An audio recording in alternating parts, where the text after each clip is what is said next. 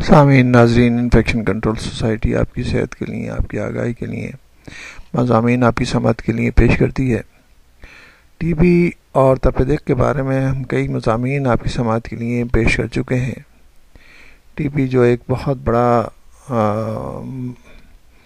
بہت ہی مسائل پیدا کرنے والا دنیا کا مرض ہے۔ 2011 میں یہ اندازہ لگایا گیا تھا کہ 2011 میں 87 لاکھ یعنی کہ 8.7 ملین لوگ جو ہے تپ دق سے متاثر ہوئے تھے، ٹی بی سے متاثر ہوئے تھے، اور اس میں سے تقریباً 14 لاکھ یعنی کہ 1.4 ملین افراد کی ڈیتھ ہو گئی تھی۔ اتنے بڑے افراد کی ڈیتھ ہو جانا، اتنے زیادہ تعداد میں لوگوں کا مر جانا بہت ہی مسائل کا شکار، یعنی کہ پوری دنیا اس سے مسائل کا شکار ہے، اور اس کے اوپر جتنا خرچ آتا ہے علاج معالجے پہ، اور جو مسائل پیدا ہوتے ہیں، سوشل مسائل پیدا ہوتے ہیں، وہ اس کا اندازہ تو لوگ لگا ہی نہیں سکتے۔ سب سے بڑا مسئلہ اس کے اندر جو مزاحمتی تپ دق ہے، جو ریزسٹنٹ ٹوبرکلوسس ہے، وہ پیدا کر رہی ہے۔ اس کے لیے مزاحمتی تپ دق کے علاج کے لیے 40 سال بعد ایک دوا کی منظوری کر لی گئی ہے۔ اس کے بارے میں ہم آپ کو بتانا چاہیں گے۔ امریکہ میں دواؤں اور غذاؤں کے استعمال کی اجازت دینے والے ادارے food and drug administration FDA نے 40 سال کے یعنی 40 ایئرس کے عرصے کے بعد ٹی بی کے علاج کے سلسلے میں ایک نئی میڈیسن کی منظوری دی ہے۔ جانسن اینڈ جانسن کمپنی کے ٹیبلٹ کی صورت میں تیار کردہ سٹرو پہلے سے استعمال کی جانے والی دوسری دواؤں کے ساتھ اس تپ دق کے علاج میں مریضوں کو دی جائے گی، جس پر قابو پانا مشکل ہوتا ہے۔ تاہم FDA نے خبردار کیا ہے کہ اس دوا کے استعمال سے خطرناک قسم کے دل کے مسائل ابھر سکتے ہیں، اس لیے ڈاکٹروں کو بہت سوچ سمجھ کر اپنے مریضوں کو یہ دوا استعمال کرنے کے لیے دینی چاہیے۔ ایک سرسری اندازے کے مطابق دنیا کی 1/3 آبادی میں اس جراثیم کے انفیکشن موجود ہیں اور انفیکشن میں مبتلا ہیں، جو تپ دق کا باعث بنتے ہیں۔ امریکہ میں اگرچہ یہ بیماری بہت کم ہے، لیکن دنیا بھر میں ہر سال 1.4 ملین یعنی کہ 14 لاکھ افراد 14 لاکھ افراد تپ دق کی وجہ سے موت کے منہ میں چلے جاتے ہیں۔ ان میں تقریباً 1.5 لاکھ یعنی کہ 1.5 لاکھ یا 150,000 افراد وہ ہیں جن پر موجودہ دوائیں اثر نہیں کرتی۔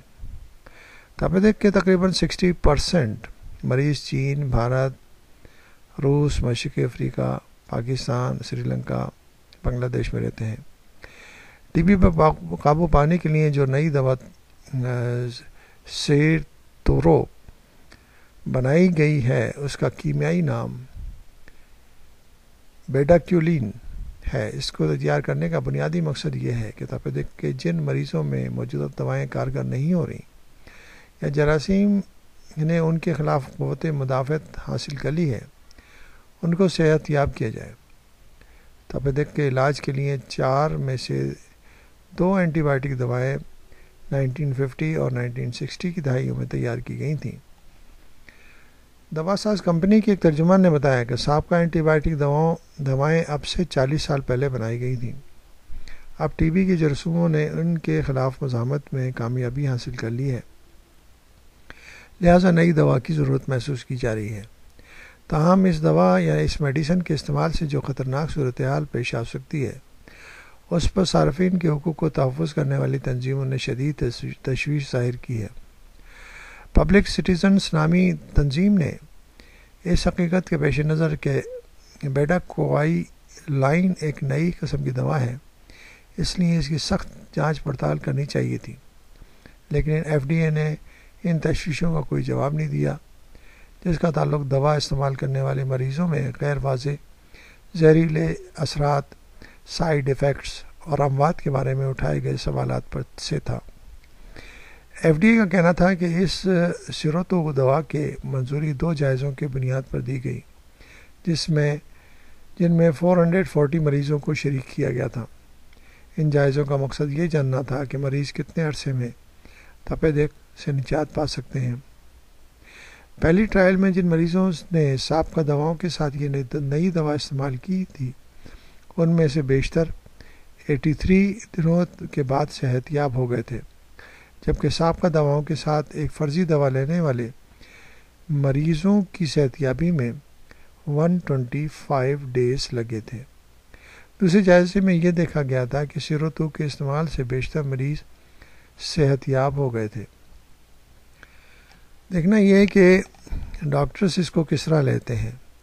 بلائنڈ ٹریٹمنٹ کرنا اور اس کے بغیر سوچے سمجھے علاج کرنا مریض کے مسائل کے اندر مزید مسائل پیدا کر دیتا ہے، جبکہ ہمیں معلوم ہے کہ یہ غریبوں کی بیماری ہے اور وہ یہ دوائیں یا ایسی میڈیسن افورڈ نہیں کر سکتے، کیونکہ وہ تو یعنی کہ ڈاکٹرز کے پاس آنے جانے کے لیے ٹرانسپورٹ کے بھی پیسے نہیں ہوتے ان لوگوں کے پاس، تو علاج کرانے کے لیے اور اتنا لمبا علاج کرانے کے لیے پیسہ کہاں سے آئے گا۔